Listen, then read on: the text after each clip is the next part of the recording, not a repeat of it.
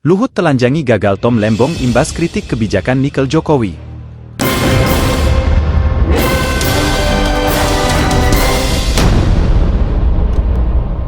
Ada pebisnis juga, kan siklus daripada komoditi itu kan bernaik turun.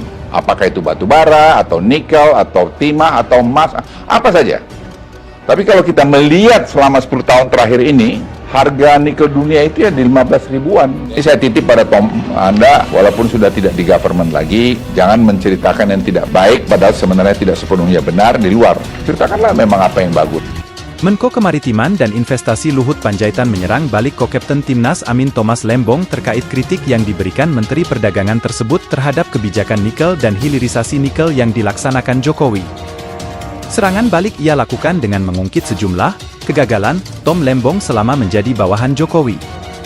Kegagalan itu salah satunya berkaitan dengan mempermudah proses perizinan investasi melalui sistem izin online Single Submission (OSS).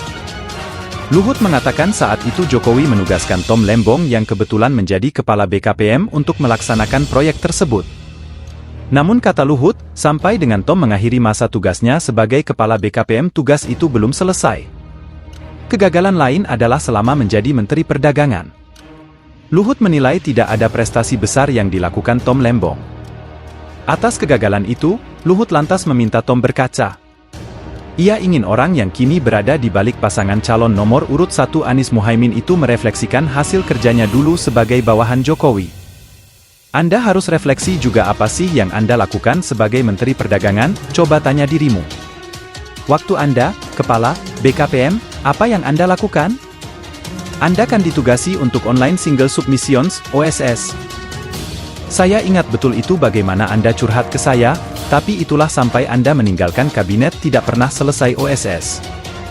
Sekarang kami yang menyelesaikan itu yang sudah digadang-gadang begini begono dan segala macam, ungkapnya dalam video di akun Instagram pribadinya. Tom Lembong belakangan ini memang sering mengkritik pemerintahan Jokowi. Kritik ia berikan setelah gabung ke kubu Anies Baswedan dan Muhaimin Iskandar, Amin. Kritik salah satunya ia berikan terkait kebijakan hilirisasi nikel yang dilaksanakan Jokowi.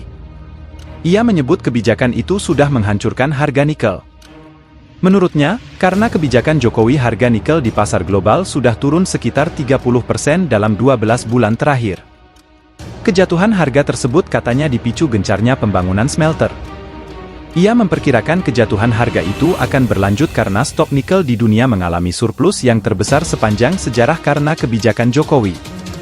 Jadi dengan begitu gencarnya dibangun smelter di Indonesia, kita membanjiri dunia dengan nikel. Harga jatuh, terjadi kondisi oversupply, ujar Lembong. Tak hanya menjatuhkan harga, Tom juga menjelaskan karena pemerintah begitu militan dan konfrontasional terhadap nasabah luar negeri, hal itu membuat mereka ketakutan. Ini membuat Indonesia kehilangan kepercayaan dan mencari opsi lain untuk membuat baterai mobil listrik. Akhirnya mereka cari opsi lain, mereka bikin formulasi bahan baterai yang tidak menggunakan nikel, kata dia lebih lanjut. Lembong lantas mencontohkan Tesla yang tidak menggunakan nikel untuk bahan baku baterai mobil listriknya. Jadi 100% dari semua mobil Tesla yang dibuat di Tiongkok menggunakan baterai yang mengandung 0% nikel dan 0% kobalt. Jadi baterainya lithium iron phosphate LFP. Jadi pakai besi, pakai fosfat, masih tetap pakai lithium, tapi sudah tidak lagi pakai nikel, tidak lagi pakai kobalt, tutur dia. Luhut membantah nada sumbang Tom Lembong soal anjloknya harga nikel. Luhut menegaskan harga nikel perlu dilihat dalam bentuk data panjang, misal 10 tahun terakhir. Ia menyebut siklus dari komoditas naik dan turun, mulai dari batu bara, nikel, hingga emas. Namun, Luhut menyebut harga nikel dunia sekarang menyentuh Rp15.000, lebih bagus dari periode 2014 hingga 2019 yang hanya Rp12.000. Jadi, saya gak ngerti bagaimana Tom Lembong memberikan statement seperti ini, bagaimana Anda memberikan advice bohong kepada calon pemimpin yang Anda dukung, saya sedih lihat Anda. Artinya, intelektual Anda menurut saya jadi saya ragukan, tuturnya. Selain itu, Luhut mengkritik Tom soal selama 7 tahun lamanya memberikan contekan kepada Jokowi. Menurutnya, itu sudah menjadi kewajiban Tom yang kala itu menjadi pembantu presiden, yakni Menteri Perdagangan 2015 hingga 2016 dan Kepala BKPM 2016 hingga 2019. Luhut meminta Tom Lembong tidak terlalu percaya diri. Menurutnya, ada yang lebih berjasa memberikan contekan kepada Presiden Jokowi di forum-forum internasional. Anda jangan GR juga bilang kasih note kepada ayahnya Mas Gibran, Jokowi, memang hanya Tom Lembong saja? Yang paling banyak kasih note kepada Pak Presiden, Jokowi, adalah Bu Menteri Luar Negeri Retno, klaim Luhut. Dan itu bukan terjadi pada Presiden Jokowi saja, semua kepala negara itu kalau bilateral pasti ada yang di belakang ngasih note. Apakah karena Anda hebat melakukan itu? Tidak.